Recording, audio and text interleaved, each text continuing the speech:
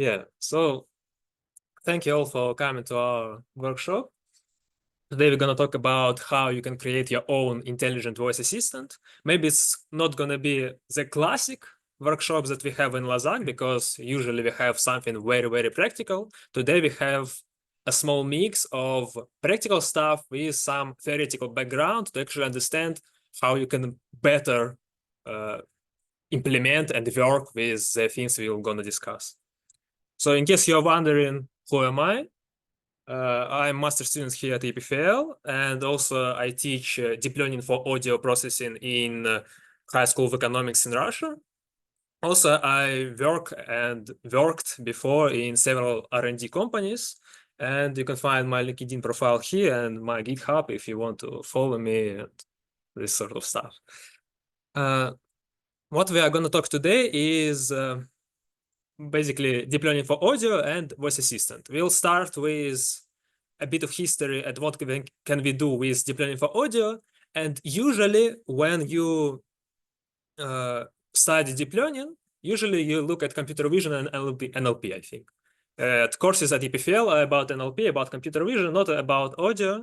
There is one, we're gonna quickly talk about it, but there are many interesting things you can actually do with audio. And at first, I want to advertise this topic for you, so you'll know what fancy stuff you can do, and maybe you want to learn audio and work with audio more.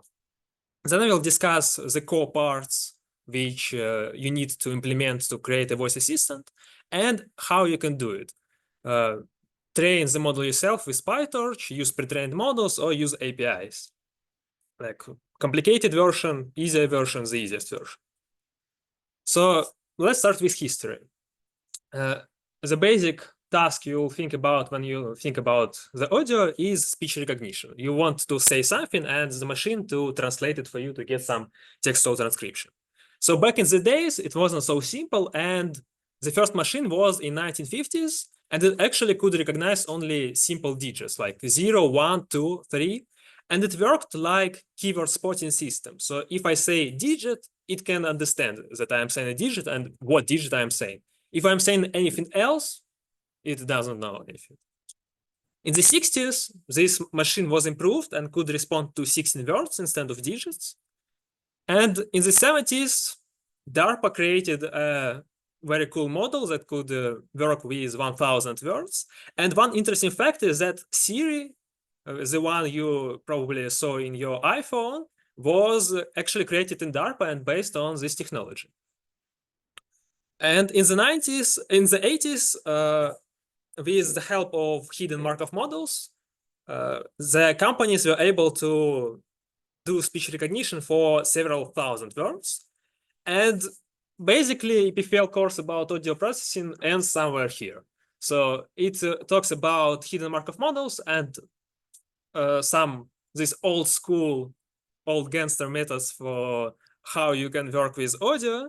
But actually, now we have deep learning. And in the 90s, when faster processors appeared, everything started, everything became much easier. And now in the zeros and the tens, when we have GPUs, when we have machine learning, when we have big data, everything is so simple. In terms of another task, which is speech synthesis, could you check if...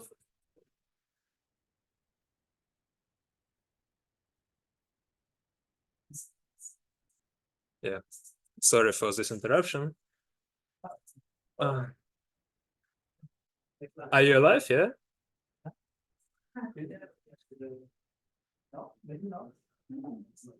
Yeah. Okay. Yeah. Sorry for this interruption. Yeah. So another task is speech synthesis. So you want to insert the text and return some speech.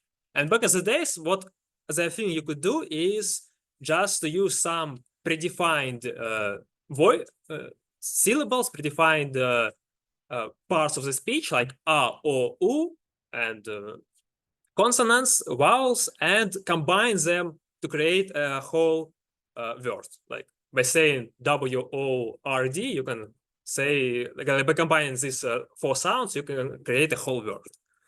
And that's basically what was the pipeline before the zeros. And now when you, again, have GPUs, machine learning, and big data, everything is much simpler, and the quality is much better.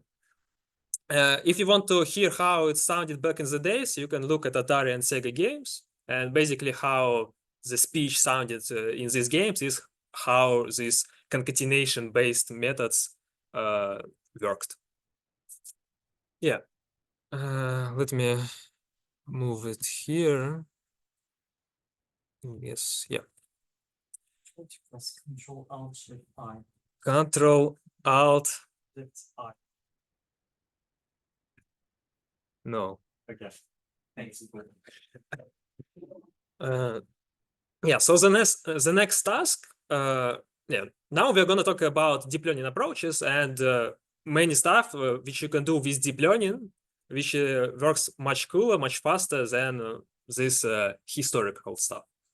So the first thing you need for keyword for voice assistant is keyword spotting. And how it looks, you have some user-defined keyword, for example, improved here.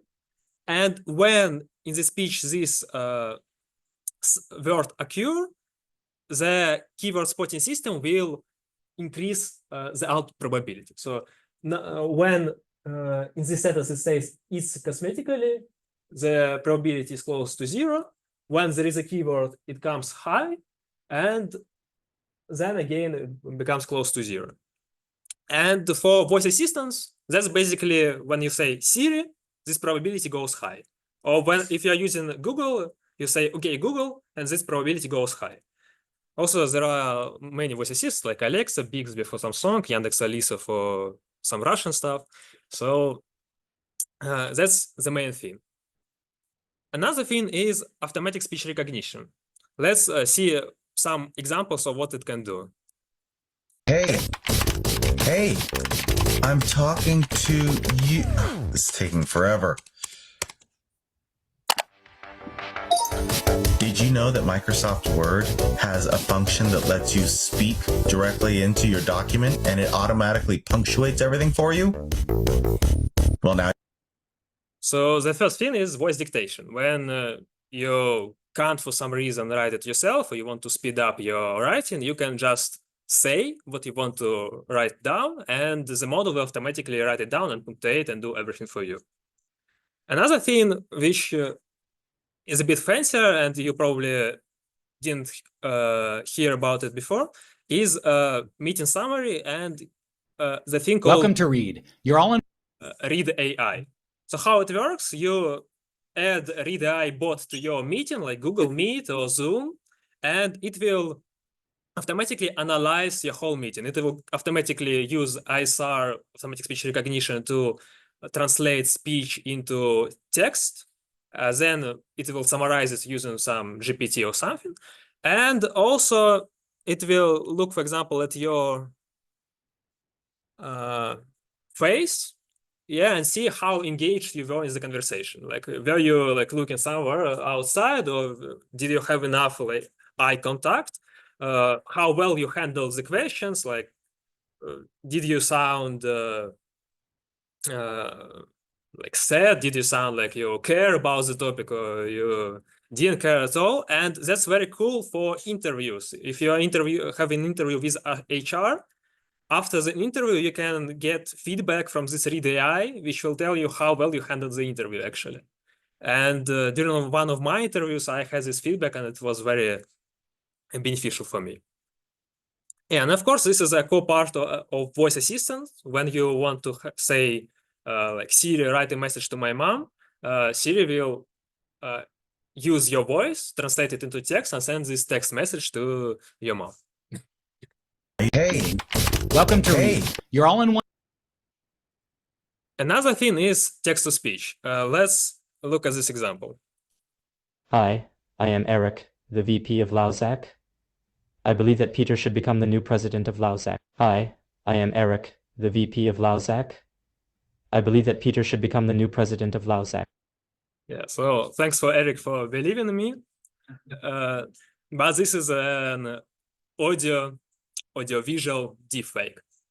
So what text-to-speech allows you to do is to enter any text you like and to make it and to transform it into some speech. The problem is that this speech will sound like some speaker in the data set you trained your text-to-speech model on. For example, there is this famous data set called LG Speech by Linda Johnson, and many automatic like voice assistants that you hear, they sound like this Linda Johnson. Will hear her during today's demo when I will present you the voice assistant. And probably you don't want to sound like Linda Johnson, you want to sound like someone else or have some fancier voice. So for this, you need to do voice conversion. Voice conversion allows you to take speech speaker identity, like how he sounds or she sounds, from one speaker and transfer it to another speaker. So to create this audio deepfake, I used Eric's real voice, where he says something else, like I took one of his lectures, extracted his voice, and used voice conversion to make the textual speech about making me a president sound like it's really Eric. And you can actually play with this using these two links on the left. Another thing which is popular now is having voice conversion based AI covers like this one. You said that you can let it go, and I wouldn't catch you hung up on somebody that you just enough. So I think you heard this song in the zeros, like many years ago. And this is version by Linkin Park, and the Linkin Park, of course, never did it. But it sounded pretty well. And how it works, you use text-to-speech, but instead of saying, like in your natural voice, you also change the pitch of each vowel and consonant. Yeah, and of course, this is the core part of a voice assistant. Your Siri also types something in the text output, and then it also transforms it into speech so you can hear to Siri's response. Hi, I am Eric, the VP. Yeah, and a novel thing is you can do similar stuff with video and transform video to audio. So your model gets a video without any sound, so it's like a GIF, and then it tries to imagine what the sound could look like, could hear like. So what could be the sound for this video? On the video on the left, there will be a video of a car, and hear carefully how the model will generate the sound.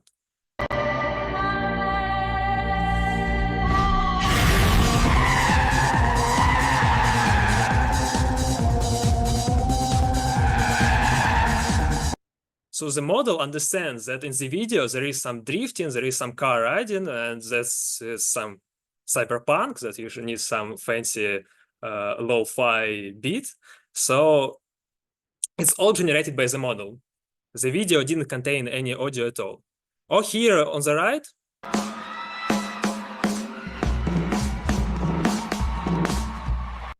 the guy is hitting a snare, but there wasn't any sound for this snare.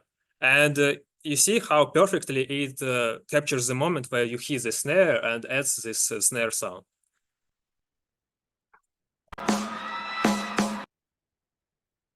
Yeah, so these were some cool examples, but there are many, many different tasks that you can use, that you can look at. These can be divided into speech analysis, speech synthesis, and digital signal processing.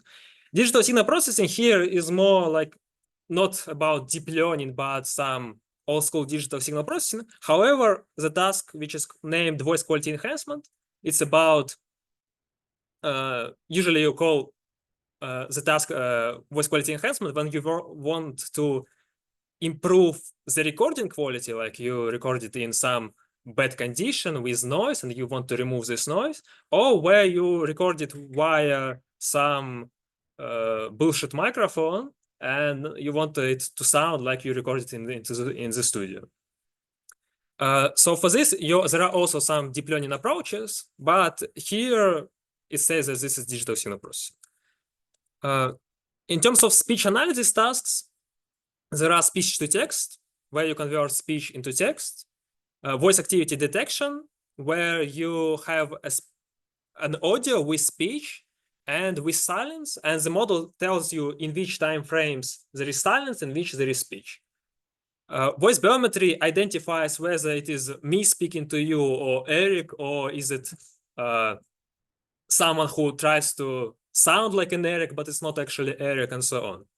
Speaker diarization is when you have several speakers talking one after another, and the model will return you speech said only by the first speaker and speech said only by the second speaker. Keyword spotting, as we discussed, is when we want to have high probability when the target word is said, like Siri. Fake detection or anti-spoofing is a similar thing to voice biometry, but more about synthesized speech. So if I want to say whether it is synthesized Eric or not synthesized Eric, it's anti-spoofing. And also there are several classification tasks. In terms of speech synthesis, there is an opposite task of text-to-speech.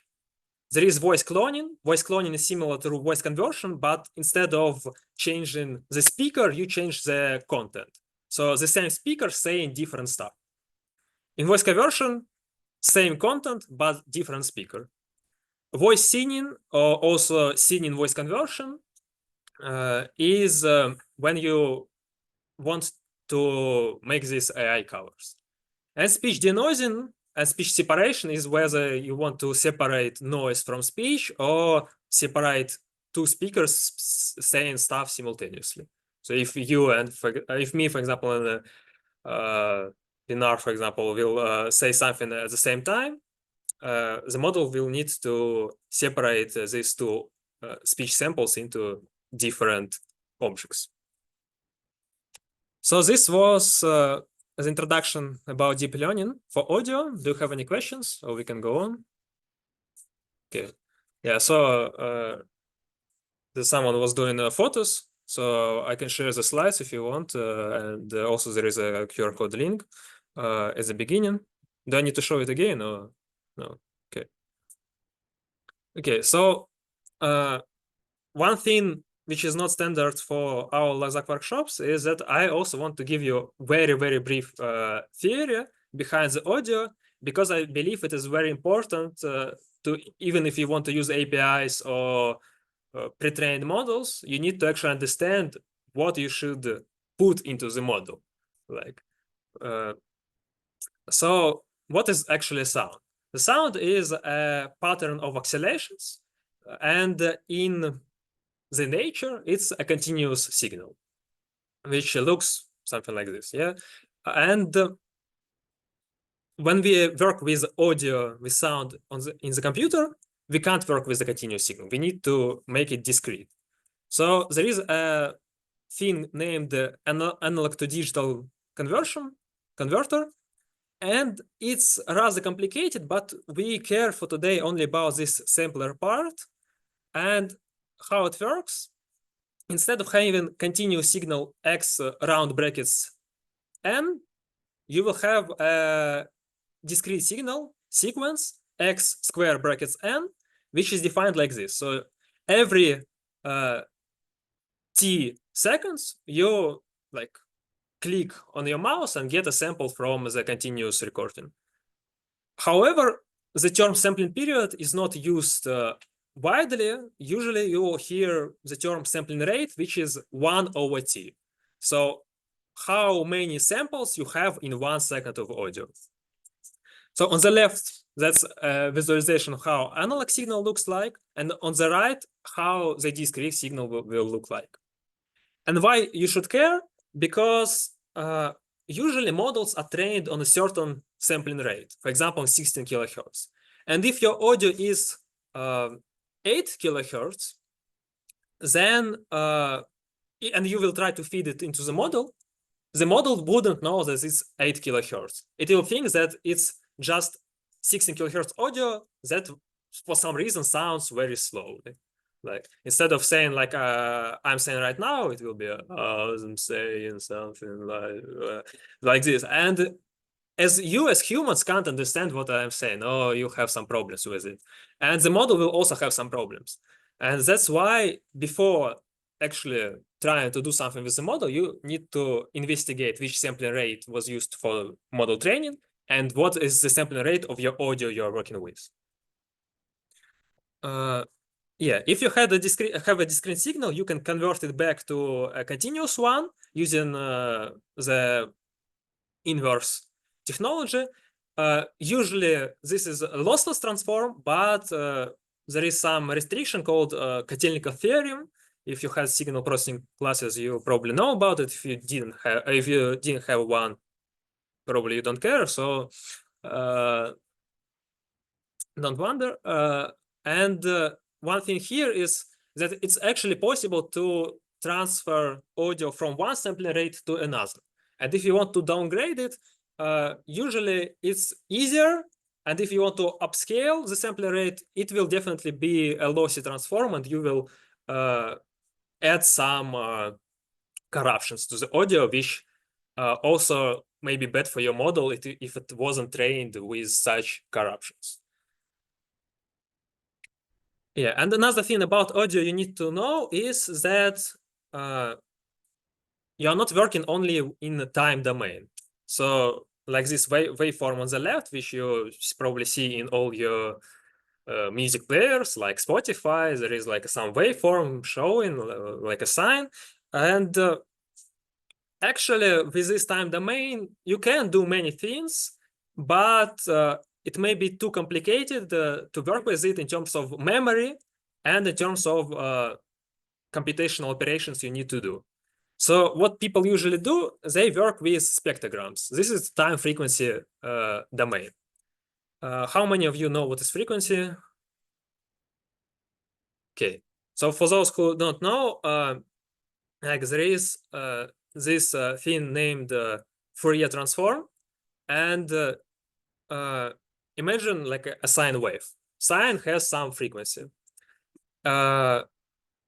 Speech can be judged as a sum of these sinuses with some frequencies. What Fourier transform does, it allows you to see which frequencies were used to create this audio, the speech in the time domain.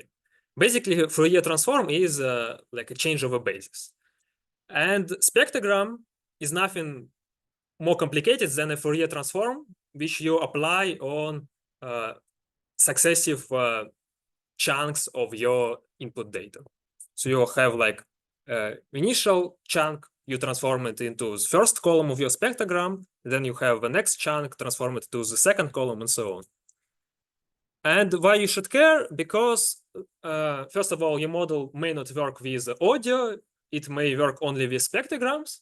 And the second thing is that there are many types of these time frequency domains. There is STFT, which is a classic one, which I discussed with Fourier transform. There is Mel spectrogram, which is a bit more complicated. There are spectral coefficients, which are even more complicated. There is CQT, which is not based on Fourier transform. It's based on constant Q transform, which is similar, but still it creates a different representation of your audio. So you need to understand what representation you should feed into your model. Okay, questions? Yeah. So now we know something about audio and frequencies, and let's look how we can, how the tasks that we will need to for the voice assistant work. So keyword spotting is nothing harder than a classification task. Given a short signal, small chunk of only one word, your model is trained to distinguish keyword, label 1, from any other word. So given a chunk of audio, your keyword spotting system returns some probability.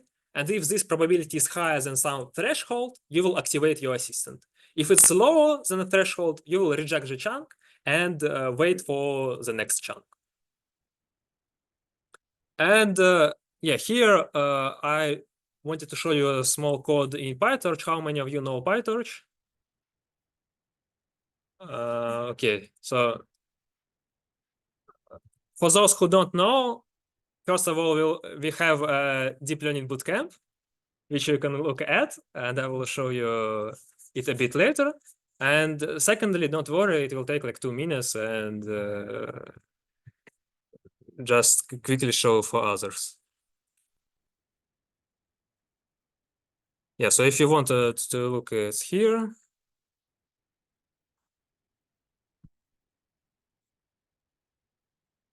Okay. Yeah, it's actually in our deep learning bootcamp repo. Yeah, so let me try to zoom it in. Yeah, and it's actually very simple to train a keyword spotting model. It's maybe the simplest model you can train in audio. And here we define some config with some hyperparameters. We don't care about them for now. The thing we care is the keyword.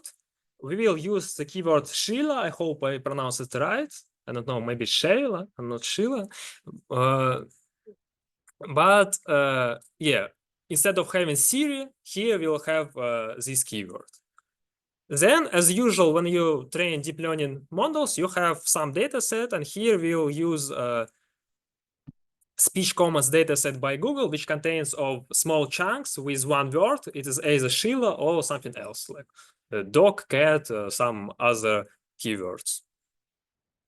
You will create a dataset and add some augmentations, because usually when you work with audio, it's not recorded, like the audio in the real world is not the same audio as you record in laboratory environments, because in real world there is noise. There are many people outside who may speak at the same time as you're trying to speak. Yeah, maybe some rain, some music. So in order to improve the quality of your model and robustness to these types of background noise, usually you do some augmentations, and here we do some augmentations with some background noises. And yeah, we'll skip this. And our model is very simple. We will have a transform that converts audio into Milk spectrogram. So if you want to work with this keyword spotting model, actually need to input Milk spectrogram into it.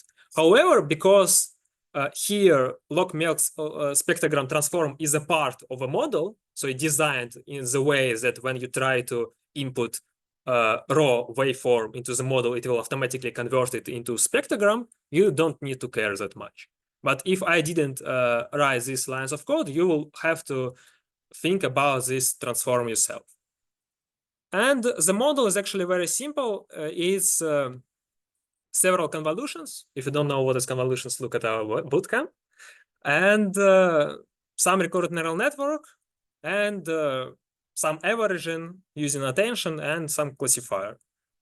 And then you just train it as usual. You have some metrics, you have some train loop where for each step you calculate your loss, which is cross entropy, because it's just a classification task. You do loss.backward to update the model weights.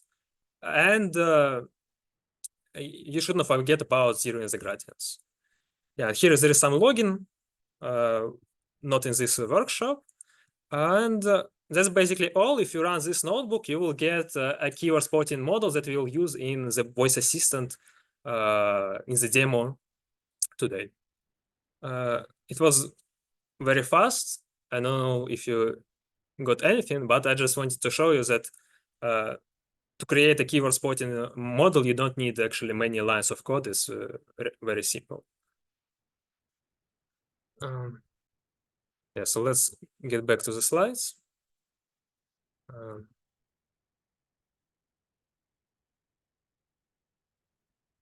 1 second.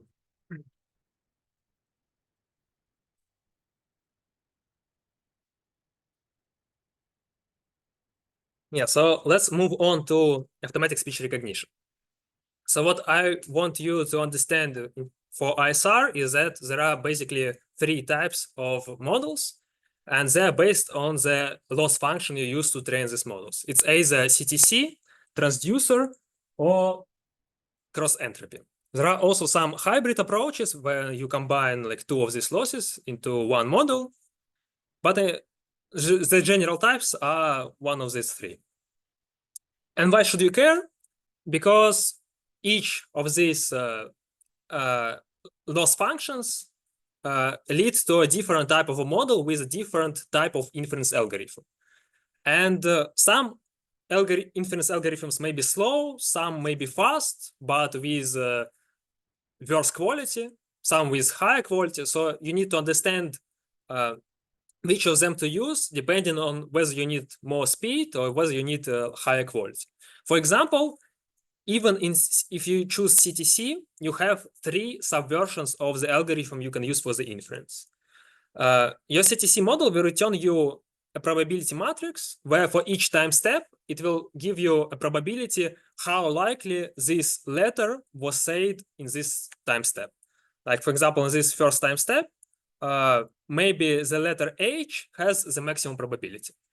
And your model believes that within this time step, the most likely letter, the character that could occur is H. So in greedy search, basically you go through this matrix, and for each time step, you choose the maximum, the letter with the maximum probability. It's called greedy search. And it's fast, but the quality may be bad. I mean, it's still for large models relatively good, but it can be much better.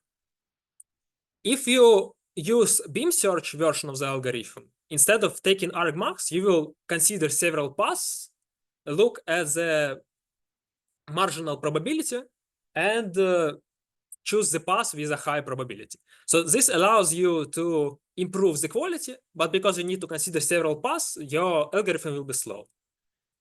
You can improve it even further with language models, which will say how likely this sentence could be said by a human.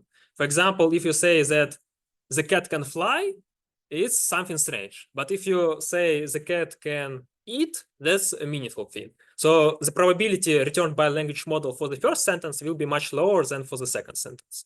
And based on this, your model will understand whether you could say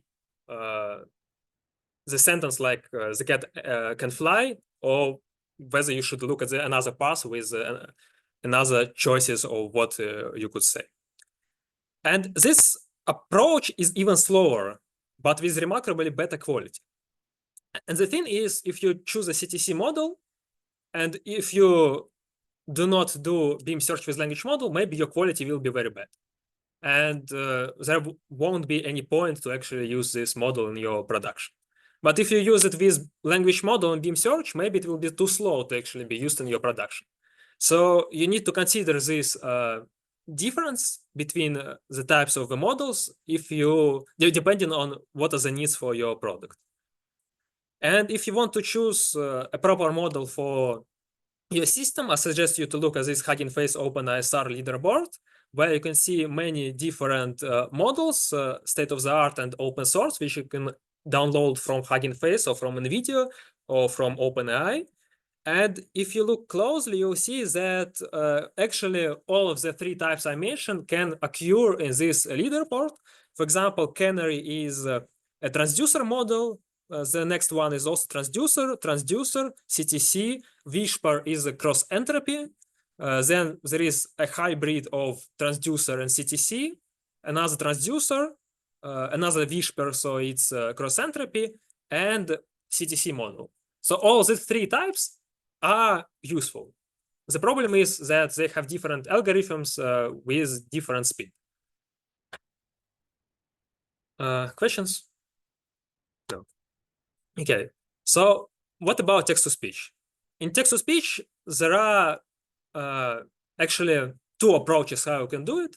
The first one is end-to-end approach, where you have directly text and you return directly the waveform. The problem is that such approaches are very slow, because at first they generate the first chunk, then they run the forward again to generate the second chunk, and so on.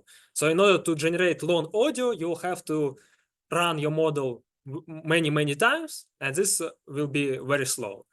If I remember correctly, like if you want to generate 2 seconds audio with some model from 2016 or so, you would need like 10 minutes for one audio, 1 hour. So it's very expensive in terms of time, and you can't use such model in production unless you have some very cool GPUs that will be fast enough to process this audio. So the more realistic approach is this one. You divide your text-to-speech model into 2 parts. The first one is some models that transforms your text to some intermediate representation. Usually, this is Mel spectrogram, one of these time frequency representations we discussed before. And the second model, which is called vocoder, transforms this spectrogram into the time domain back into the waveform. And you train this model separately. So you can start by training a text-to-speech model, text-to-intermediate representation model. Then you can take any vocoder you like and combine them in any way you want. So maybe you like this vocoder more than another, but you don't want to use the vocoder from the choice of the first part doesn't depend on the choice of the second part usually. And that's what I wanted to say. Yeah, and for voice conversion, again, the idea is that you have a speaker saying something, and you want to preserve its content, but change the speaker. For example, instead of me, it could be Eric who could say the same things, or maybe instead of me, like a neutral voice, it could be sad me or happy me. And maybe I can change my gender via this voice conversion. So many stuff. And voice conversion is nothing more complicated than combination of all the previous tasks that we discussed. In order to preserve the content, you will use ISR. You will use ISR to transform your audio into some textual representation that will know about the content of your speech. To preserve or change the speaker, you will use some voice biometry that will generate a representation of you as a speaker. And if you change it to representation from another speaker, just change 2 vectors in place, then the output speech will turn from mine to some of yours. Yeah, and in order to combine these representations, textual representation and speaker representation into actual speech, you will use text-to-speech, the vocoder part mostly. Yeah. Voice cloning is a similar task, but instead of changing the speaker, you change the content. The idea and how you can create it is exactly the same. Oh yeah, I had this slide and I forgot about it. Yeah, so if you have like one speaker, you have one model to extract its content, another model to extract the speaker information, then you combine them into one vector or something and use decoder, which is usually a vocoder from text-to-speech, and create a new voice, a new waveform, which sounds like the speaker, but with the content of the first speaker.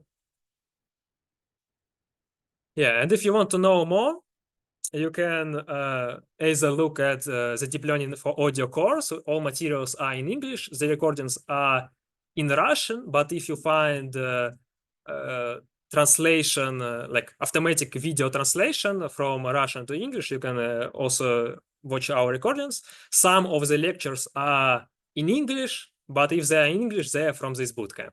So if you want to know more about audio and watch recordings in English, I suggest you to look at the picture on the right, our bootcamp. And also, if you don't know what is deep learning at all, you don't know what is PyTorch, and you want to try it yourself, you can also look at our bootcamp, because we have 1 week of introduction, where in 1 week, in many lectures presented by me or by my PhD colleagues, we cover most important things about deep learning, which usually take like a whole semester of lectures, but we cover this in 1 week, because we like have 6 hours per day, as far as I remember, 4 hours per day. And also we covered many different topics, from computer vision to audio to explainable AI to efficient deep learning, which sometimes are not actually presented at EPFL. So if you want to find it like a cool material without actually Googling something, you can also look at our bootcamp and you'll find it. Yeah, and all materials are presented by the experts in the field, like from CV Lab, from MLO Lab, from ML4 Education Lab. We also had 1 guy from ETH Zurich, so have a look. Yeah, and this was a very long introduction about the theory. I hope it was beneficial for you. And now let's go to the actual topic of the workshop, of building the voice assistant with all the things we know now. Any questions? No. Does anyone need any extension paper for joining the? Okay. Okay, I guess is anyone vegan or has some food restrictions? Okay, what food restrictions? Sorry, hello. Okay. Okay, 2. All right, 3. Okay, that's 4. Yeah.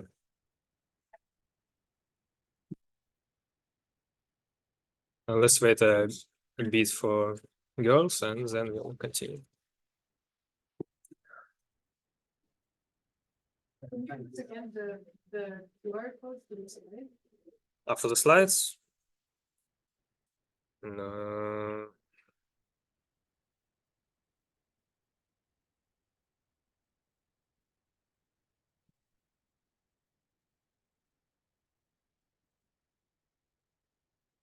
Yeah, we'll also have a recording on YouTube. Just Google LauzHack YouTube and you'll find our channel. And also all bootcamp recordings on this channel. And also recordings of the previous workshops. And all the recordings of the next workshops. Yeah, and also Not yet, but they'll be there. and also some very old recordings where you do some strange stuff during COVID, but yeah. There is quite some stuff. Yeah, everything's fine, yeah. Continue. Okay.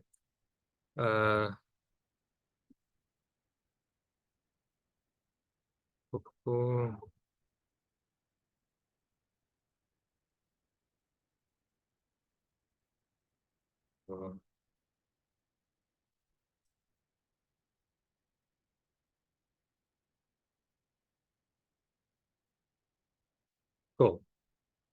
Yeah, so let's start building an AI assistant.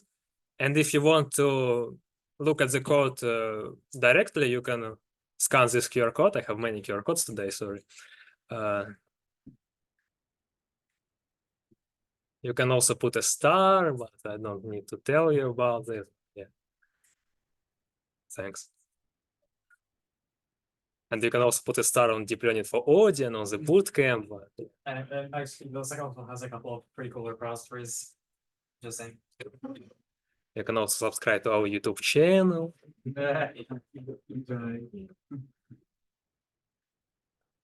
You can follow our LauzHack GitHub account. Yeah. Everything. Yeah, good. Good. Yeah. So we discussed the main models that we're gonna need to use to create a voice assistant. But what is the actual pipeline of the work? So the first thing we need to do is to actually be able to activate our assistant. So when I say, hey Siri, or Sheila in our case, the assistant should activate and understand that we want to say some query to the assistant to get a response. So how it's going to work? We will record ourselves using the microphone, but when we record, this is a continuous signal of infinite lengths. We can't process infinite audio. We need to divide it into some chunks. Usually these chunks are very short, like 1/4 of a second. We will have a chunk of 1 second, but in general, the main thing is that you divide your audio stream into successive chunks. They can be overlapping, they can be non-overlapping. Here we use non-overlapping. And for each chunk, we will process we will process chunks successively. For each chunk, we will feed it into our KWS system and look at the return probability. If it's greater than a threshold, we'll activate our assistant. If it's small, we will wait for another chunk because maybe the user didn't ask the assistant anything and we just need to wait. So how this will look in the code? Actually, here I do some fancy stuff. Some of you may think that this is to make the code look cooler, which is also true, but the idea is that you want to separate the process where you read from your microphone and the process where you actually process the data. Because if you're gonna process the data and read at the same time, you will increase the latency of reading, the latency of doing your output, and your system will be slow in general. Also, if you want at the same time maybe play and record audio, or at the same time you want to record audio and process the chunks from the past, you can't do this in the same process because your process is busy by reading from the microphone. So if you want to actually process and read at the same time, you will need another process. To do so, in Python, you can use multiprocessing lib, like import multiprocessing, and create processes by following these lines of code. So the first one just defines how you can how you generate these processes. There are different ways. I guess one is called spawn, another is called fork. The fork one copies the state of your process and follows the lines afterwards, as far as I remember. I don't want to lie here, so you can Google, like there are spawn, fork, different types of methods, and here we use the spawn one. Then we will need an object called QA, which is basically a pipe between the two processes, which enables the communication. If you want to send data from one process to another, we will need some sort of a pipe, which is here defined by this QA object. In multiprocessing, you can create QA without having this manager here. But the thing is that for some reason, when you use PyTorch and torch tensors, your QA won't work with tensors if you don't use a manager. It will lag and stop and won't return any objects. I didn't understand why, but the fix is that you need to create manager, and QA is created inside the manager, not just in multiprocessing lib. So we'll have one QA to actually communicate and transfer chunks from recording process to the main process, and another chunk to initialize the recording. So we will send a signal stop recording or start recording. Yeah, and to create a new process, we will just call this ctx.process, say what is the function this process should run. Here it is audio stream, and some arguments, which here are these two queues for communication and some configuration stuff. Yeah, so as I said, queue is the object that controls the communication, and we'll use it to send audio chunks and commands from one process to another. Here is an example. So in the recording process, we initialize stream reader objects, which connects to your microphone and will be used to actually return some chunks of data.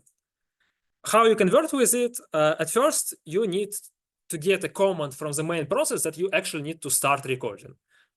So we say init queue.get. .get waits for an object in the queue. So if queue is empty, it will wait here forever.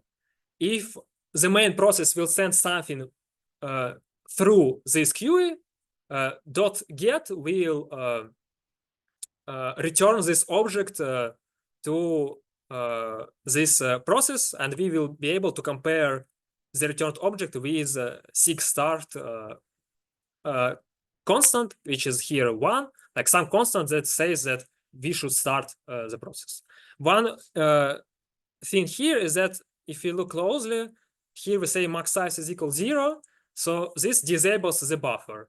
The idea of the buffer is that instead of returning all objects right when they were sent, so when they were sent to via the queue, it will wait until your buffer is full, and then flush the whole buffer into the process. And this is bad because it increases the latency, but maybe if your buffer is not too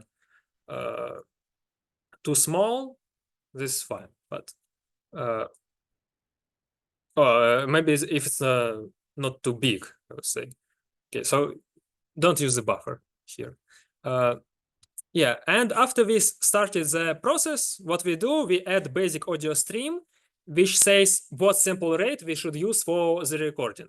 Remember that I said that depending on the sample rate, some models may work, some may not work. So for ISR, we will use Wish per model from OpenAI, and it works with 16 kilohertz audio.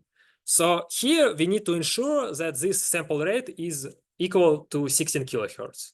Otherwise, we'll have some issues with the model. And also we define what is the chunk size. So what is the length of the object we split our audio stream. And stream iterator is just an object. Yeah, stream iterator is just an object which we use to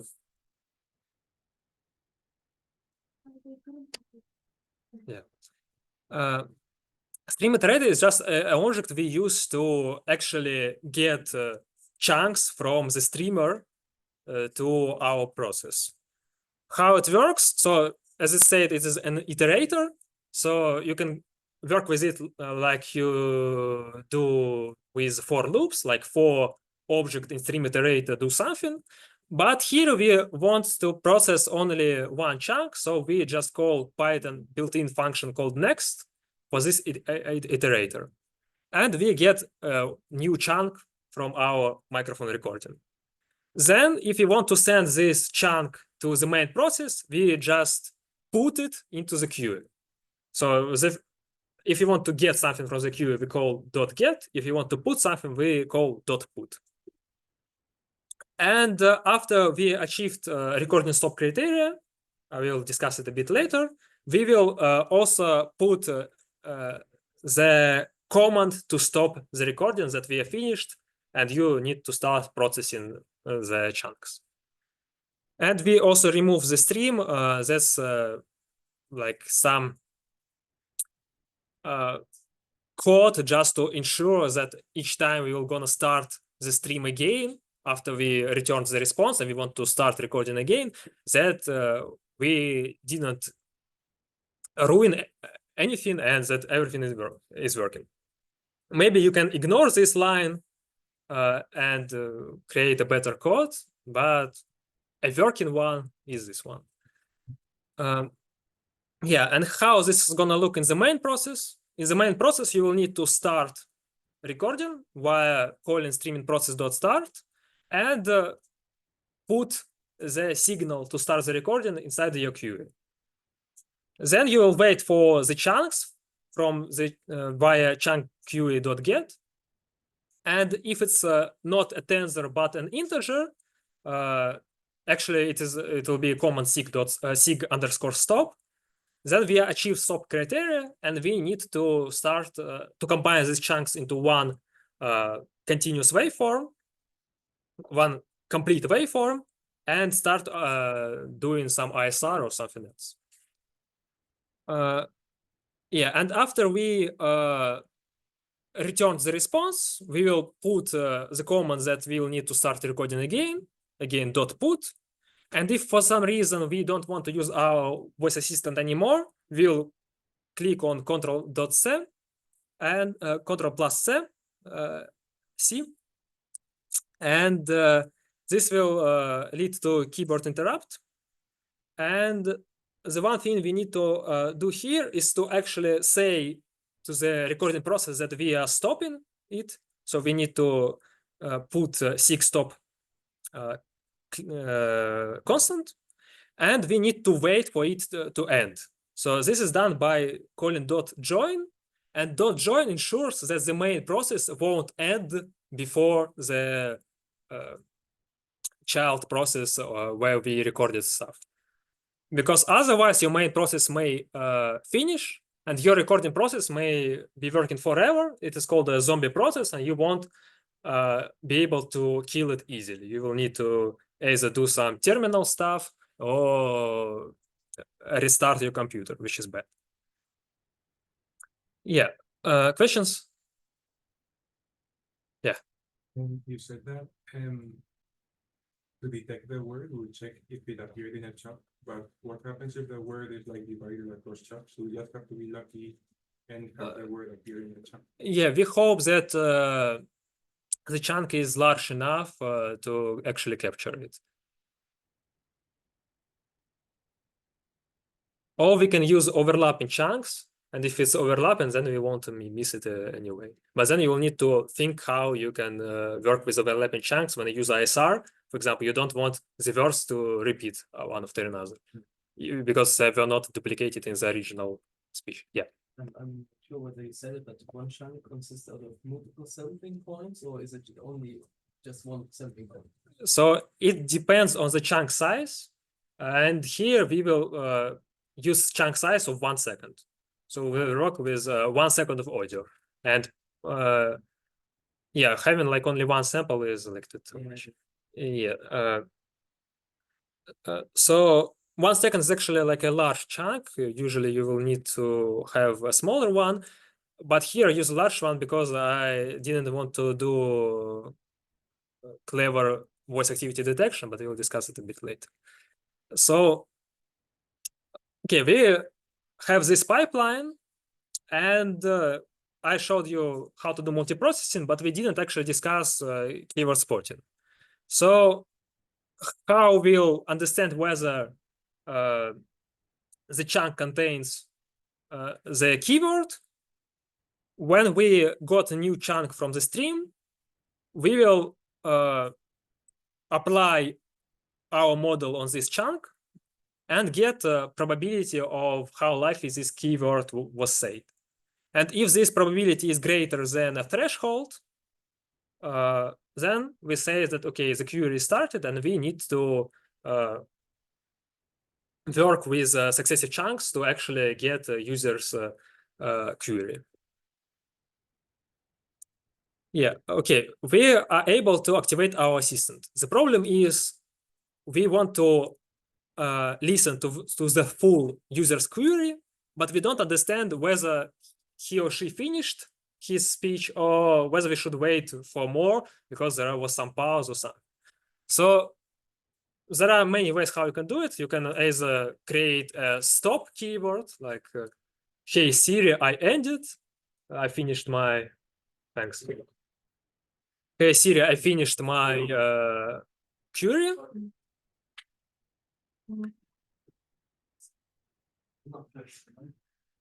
Yeah, sorry.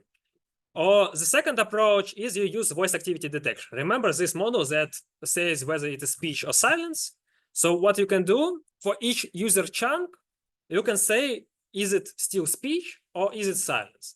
And if for a certain period of time we have only silence, this means that the user ended his speech and we can end recording and start processing.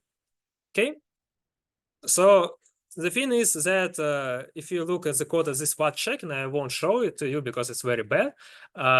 Like there are many ways how you can do it. You can use neural networks to do VID. You can use signal processing approach based on the energy of the signal.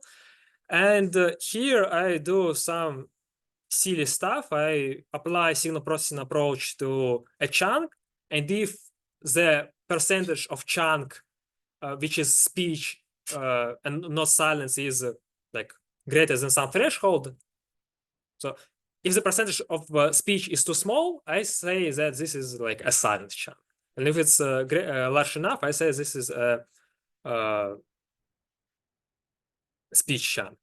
It's the problem because I have this 1 second audio where you can, at the same chunk, have some speech and some silence. So this is like a workaround, a bad one. So don't do like me. But again, this is a working solution. So if you're doing MVP, you don't care. So we wait for another hyperparameter here, which is what the limit, VID limit. We wait for 3 successive chunks. If 3 successive chunks satisfy this criteria, then we say that the user query is ended. If not, we will wait for 3 continuous more, successive more.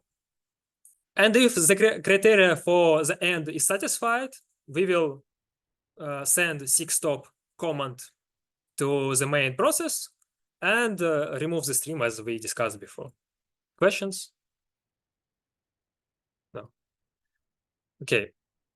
So now we have our assistant activated. The thing is, we actually want to make it intelligent. So we want it to say some response, and not only in textual format, but also in audio format, because in audio format is cooler, of course. How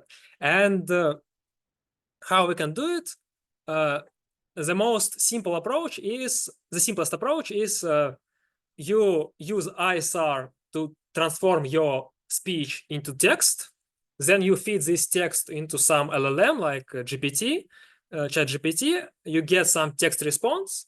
You use text to speech to transform it into audio. Easy, yes? Yes.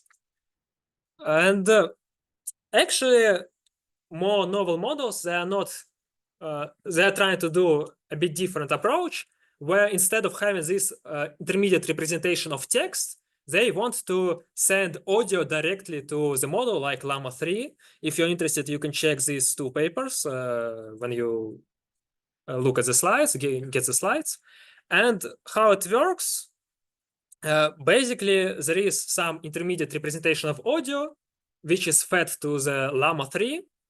No, let's say like this. So when you work with LLM, actually, it's not working with the text as we see it.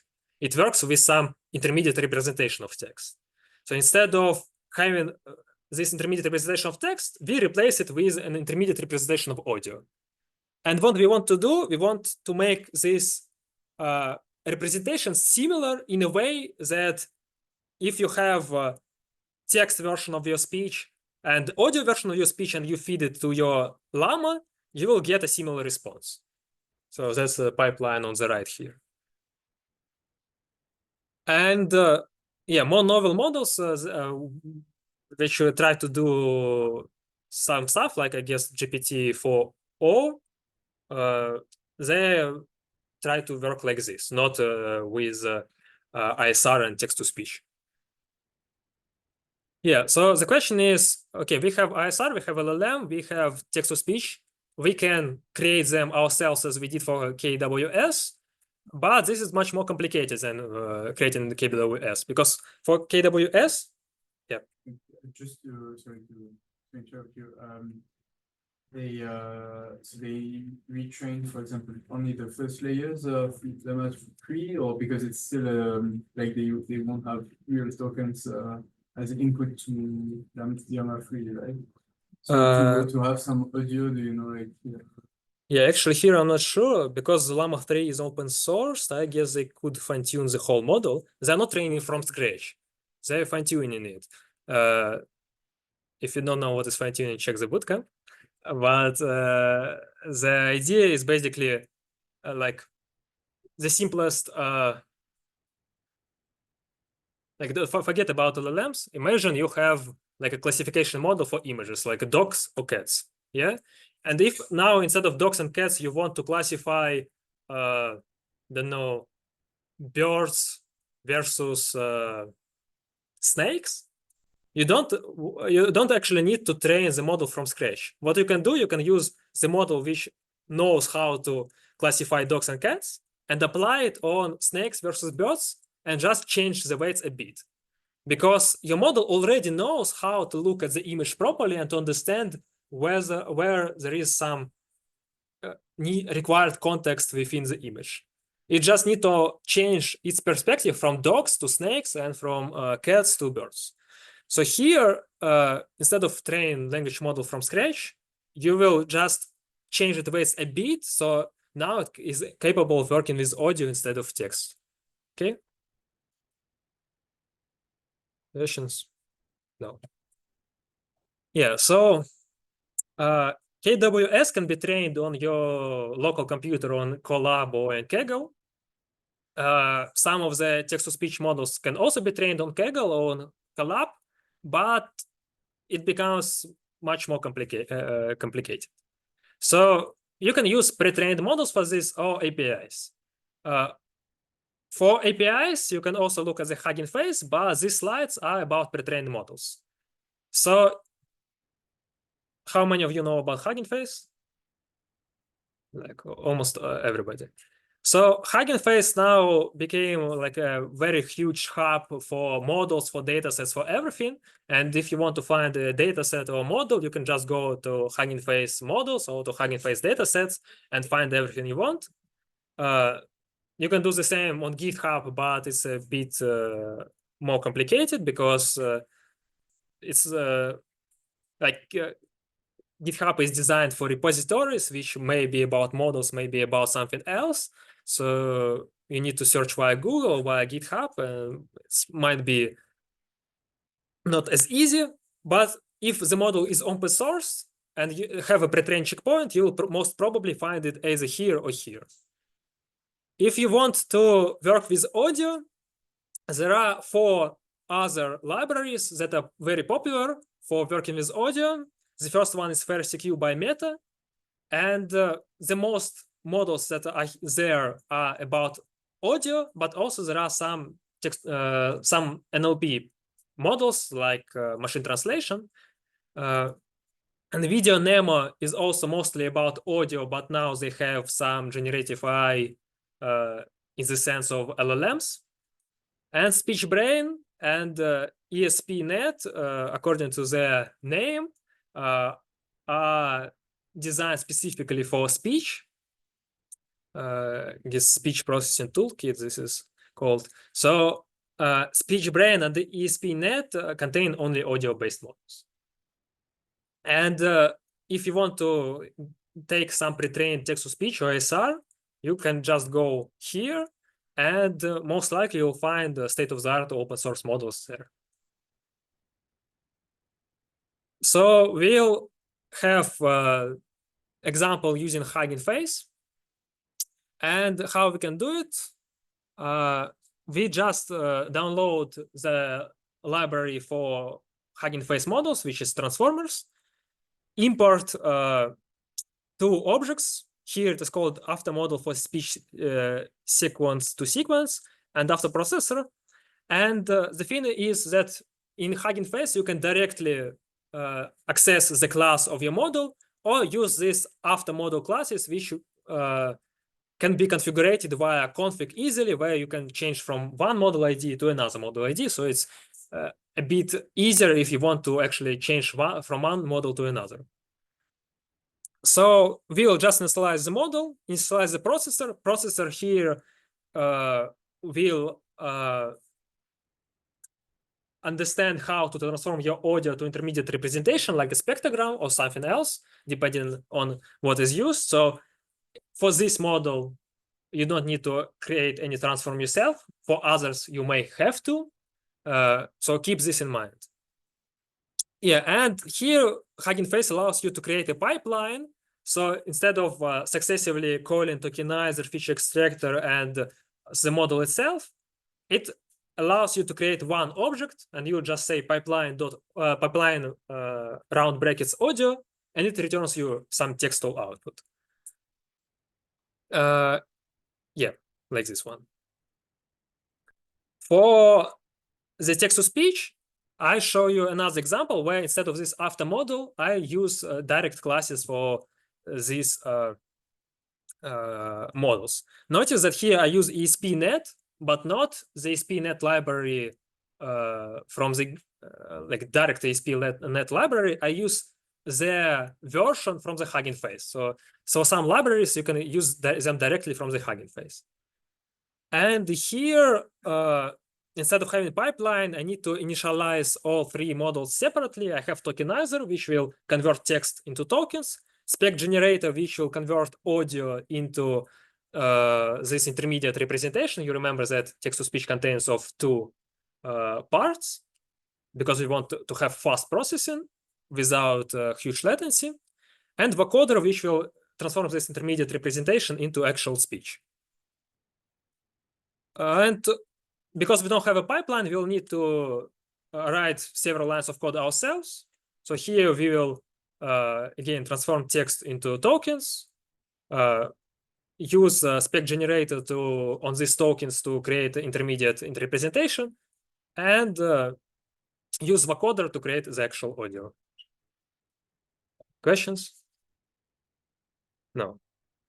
Okay, for the LLM, running inference on your machine is complicated. It's not impossible. Like there are many fancy deep learning stuff like quantization and pruning, and you probably heard about paper like LLM is 1 bit or something, like when you, instead of having 8 bits, you use 1 bit. So it's possible. There are some LLMs which you can actually run on the Google Colab when you have a GPU with 16 gigabytes, but still it's complicated. The latency is high, and in terms of speed and quality, it's better to use APIs here. So you know ChatGPT, of course. The problem is that its API is not free, and of course we want something free, yeah. So I don't know if you heard about Grok or Grok. I don't know how to pronounce it, but it has exactly the same interface as OpenAI's client, but it's free, and you can access at least Meta's Llama 3 model. It's like smallest version with 8 billion parameters for free. So if you want to use Grok, you just can Google it and enter your email, and you'll have a free API forever, I guess, and you will be able to use it. Here, how I use it, I created a .env file inside my root directory where I put this API key. The thing is that you don't want to have your API key on GitHub repository because it's a private information. So I put it in this file and didn't push it to the GitHub. If you don't understand what is push, look at our previous workshop from previous week. Yeah, so we read the line to get this API key. We initialize the GrokQ client using this API key. And then the thing is, when we code LLMs and use APIs, it's not exactly the same as you use user interface on your browser. Because on your browser, you like load the page and you can start talking with your LLM. Here, we need to actually tell our LLM that we want it to work as a voice assistant. So we say that it is a voice assistant named Sheila. And to do so, we say that the role, system role, so the main role of the model, is defined like this. Yeah, and we'll have this client and history. How we can run it? So we will have some history with the role user. User, it is we, and content, some textual query. And we will call client.chat.completions.create. For messages, we will put this history. We'll say what model we use. Here it is Llama 3, 8 billion parameters. And what is the maximum number of tokens? because maybe you don't want to have the too huge, too long responses. Also, if your history is too large, it may be bad because it's like some memory consumption. So you remove very old responses from the model, from the history. Yeah, and for the model, you say that its role is assistant and its content is this one, the predicted text from the LLM. Yeah, so there are several problems there, which may be not very intuitive at the beginning. So what is LLM response is too long, like it's like 2 pages of text. You can wait for its response and then try to convert this whole text into one single audio. The thing is that you at first need to wait for the LLM's response, then you need to wait for this audio to be created. And if this text is very huge, you might actually, maybe the thing is that you won't actually have enough GPU memory to convert this whole text into this very long audio of 4 minutes length. Yeah. So the solution is that we will split the response into several text partitions. We can do it by splitting by sentence end, by dot, or by question mark, or by something. I just split by the number of words. So I don't want to process more than, like, let's say 8 words, successive words. And for each 8 successive words, I will generate audio, play this audio, and wait for the next one. This allows me to get a response. Yeah, I didn't create another process for writing audio, but what you could do, you can have one process for getting LLM output and text-to-speech output, another process to actually play the audio, and this would decrease the latency even further. But here we just want to play the audio via our loudspeakers, and while the loudspeakers are playing, the text-to-speech model is running. The loudspeaker is itself a different process by the system because it's not like in Python, it's some Linux stuff, and the Python just tells what data should be played by this loudspeaker. So how we split it? Yeah, we split it by spaces, and we have some number of words per query.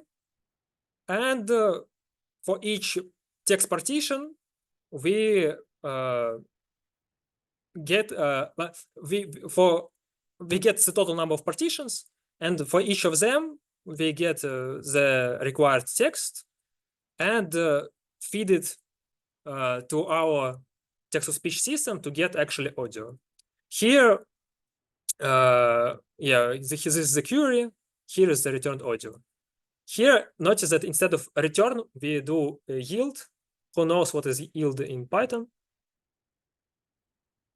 Two people. Okay, so when you call return, it means that your function ends there, and this is the final output. When you call yield, it means that now your function works as a generator. You can do 4 output in this function call, and it will yield 1 audio. You can process it in this for loop. Then for the next step of this for loop, you will have another audio, and so on. So yield transforms your function from a single output function to a generator, which have many different outputs, one after another. Yeah, to actually play the question. Yeah. One question. So yield basically like turns the output instead of a single output into like an array or something. Yeah, but that array is not in a. You don't keep it in a memory. Like it's not a list object in Python. It's a generator object in Python. So it's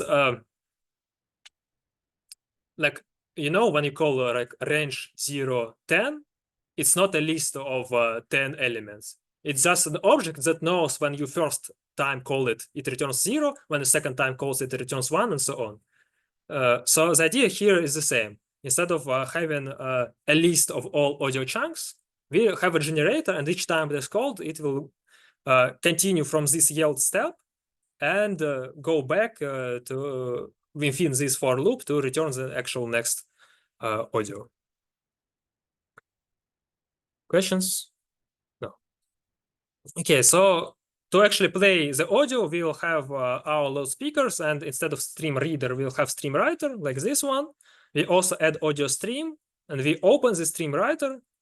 And also here we have a sample rate, and note that this will be a different sample rate because text-to-speech system returns audio in 22 kilohertz instead of 16 kilohertz. So we need to ensure that we have proper sample rate, or otherwise, instead of having normal speech, we'll have a speed up or speed down speech. Yeah, and in the main process, for each text partition, we'll get this audio output from audio output generator, as I said, this for loop. And we will just write it chunk-wise again, not the whole audio because it may be long. We split it in chunks and write each chunk to the loudspeaker. And that's basically all. But the thing is that your main process sends chunks to the loudspeaker, but it doesn't have a clue about whether the loudspeaker stopped playing or not. So after it sent the last chunk, it continues working, and your audio may still play because your audio may be like 4 minutes long. For the process, it doesn't care that it's 4 minutes. It's like send everything and continues working. So what we need to do, we need to actually try to understand whether the speech has ended or not. And we need to sleep, to make our process sleep for a certain number of seconds until the actual loudspeaker has ended playing. How we do it? Before going to this for loop, we check the start time. After we check the end time, and we also calculate the total audio length, like it's 4 minutes, so it's 4 seconds or something. Then we calculate the diff time. So what is the difference between the audio time and the actual time we spent to send this audio to the loudspeaker? And for this period of time, we just put our process to sleep. And also I add here 1 second to ensure that like maybe some floating point issues or some uncertainties, to ensure that our ISR, our stream won't read from the actual output of the LLM. Questions? Yeah, it was a long talk, but now we can look at the demo. Yeah, so we have our code here. We downloaded this audio bot repo, and to run the code, we can just say python.3 run.py. Python3 run.py. However, we have a config here where we have many different parameters we can change. For example, the chunk size or the sample rate, and the format of a loudspeaker and microphone. For Linux, it's usually ALSA. For MacBooks, it is usually AV Foundation. Also, here we indicate the source. Here, for example, I say that the source of my microphone is HW0. And in the README of the repository, you can find how to identify what source and format you need to your own system. Yeah, we can change max tokens for LLMs. We can change model ID for ISR here. Notice that we use Wishpartani. It's a relatively simple, not simple, but it's not the best ISR model, let's say like this. And because it's tiny, we can easily run it on our laptop on CPU, as you can see here. But it will have some mistakes. If you want to have production level, voice assistant, you will definitely need not Whisper Tiny, but something better. Yeah, and actually, instead of changing this config, we can directly change everything via the command line, for example, like this. And maybe stream reader format, AV foundation, yeah, if we have MacBook. Yeah, I can't record microphone on Zoom at the same time as I will record it with this audio bot. So now I will turn off my microphone and you will hear how the bot works without hearing me.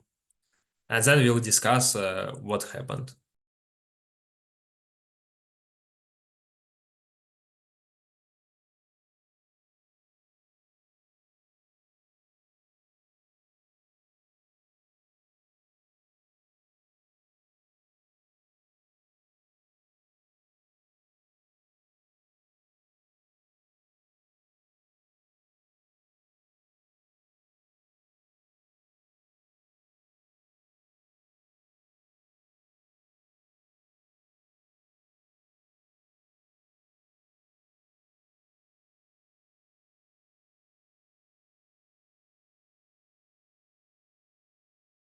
Hello there, my name is Sheila. Nice to meet you, Simon. Intelligent Type assistant, trained to assist and provide helpful information to users like you. What can I help you with today?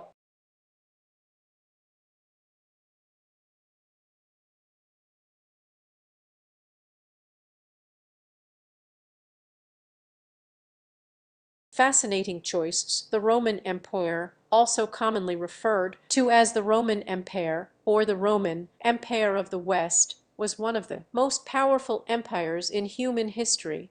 Here's a brief overview. Founding and rise. The Roman Empire was founded in 27 BS by Augustus Caesar, who transformed the Roman Republic into a monarchical system. The empire started to expand rapidly under Augustus and his successors, conquering large parts of Europe, North Africa, and parts of Asia. Golden Age. The Roman Empire's Golden Age, also known as the Pax Romana Roman peace, lasted from approximately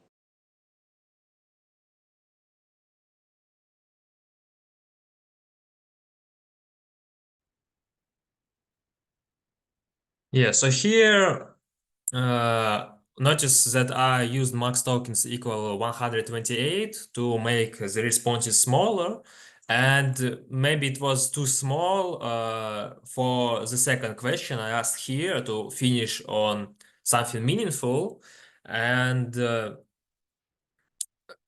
you see here that the answer like is not finished. So here you need to properly tune your LLM, these hyperparameters, what is the max tokens and the history and so on. But in general, we see that it captures what I'm saying and is able to answer me using audio and also text here. You probably notice that sometimes it sounds a bit weird and also pauses are unnatural. That's also because we had this weird split by the number of words, which is not like the most optimal one, but a simple one and working one. And if we improve the splitting, it would sound more natural. For example, we can split by the end of the sentence. Also here, yeah, you couldn't hear what I was saying, but when the audio stream started, at first it loaded some models, then it started the stream. And I say the keyword Sheila, it detected it. And then I asked, what is your name? And it was clearly able to answer me.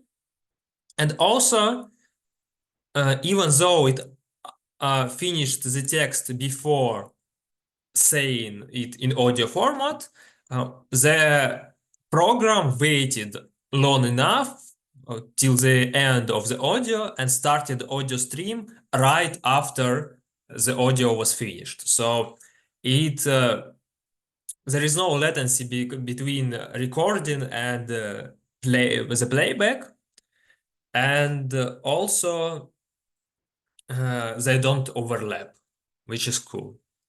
Yeah, because we used tiny whisper, sometimes it can't clearly understand what I'm saying, and instead of having like Roman Empire, Rome Empire, it had Rome like this. But in general, we see that it's working, and that's without latency and actually very good. And that's what we wanted to have.